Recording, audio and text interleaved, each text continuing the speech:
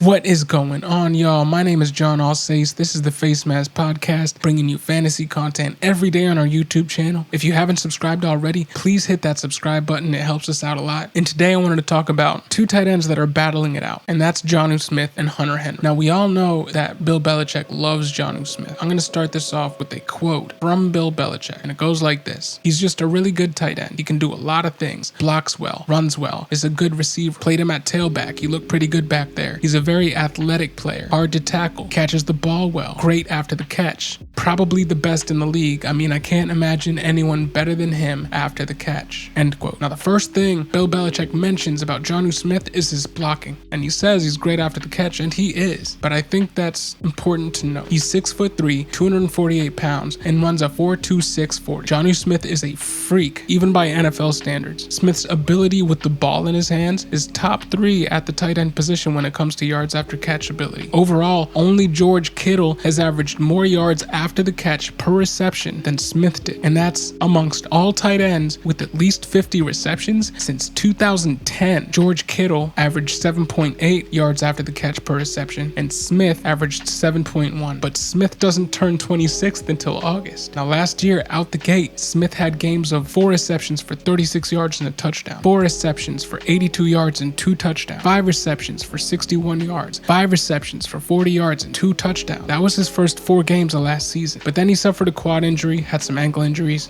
and he struggled the rest of the year. He finished 22nd in targets, 31st in routes run, while ranking 1st in run blocking snaps since 2019. Now, he changed teams. Do we expect that to change in 2021 with the Patriots? Do we think his targets go up? Do we think his routes run go up? And do you think he continues ranking amongst the top in run blocking snaps for tight ends? And I think the answer is unfortunately yes, because Hunter Henry is there. He is sharing the field with Hunter Henry.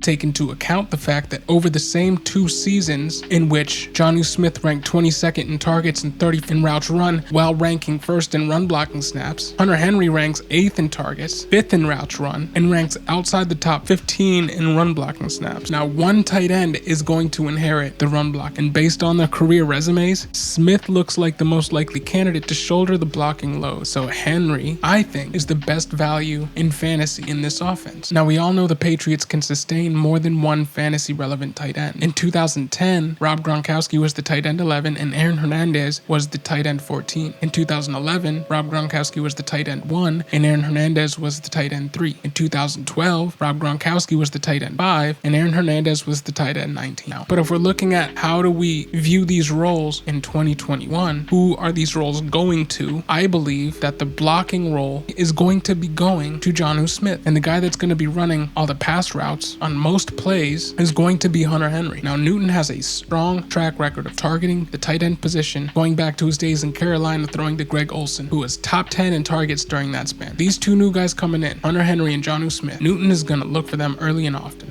On the contrary, Mac Jones coming in. Rookie QBs love tight ends. Whoever gets the pass-catching role in this offense is narrative-proof from that standpoint. And looking at these 2 guys, it looks like they're the exact opposite of each other. Hunter Henry is the anti-Jonnu Smith. Henry runs pass routes, but he's been unexcitingly efficient throughout his career from a pass-catching perspective. But Jonnu Smith blocks and is shown to be super effective in the pass game. So while Jonnu Smith is going to get less opportunity, he's historically done a lot more with them. But Hunter Henry is going to be the guy that's going to get more opportunity. Now, looking at where these guys are being drafted right now, Jonnu Smith is going in the 12th round at 149, and Hunter Henry is going in the 14th round at 161, and I think that Hunter Henry offers just as much upside, if not more, than Jonnu. So I don't think we're talking about a tight end 1 here. I think what we're looking at is the 2010 season from the Patriots, in which Gronkowski was tight end 11 and Hernandez was tight end 14. I think that is in the range of outcomes for these 2 guys, but ultimately they're going to cannibalize each other's production,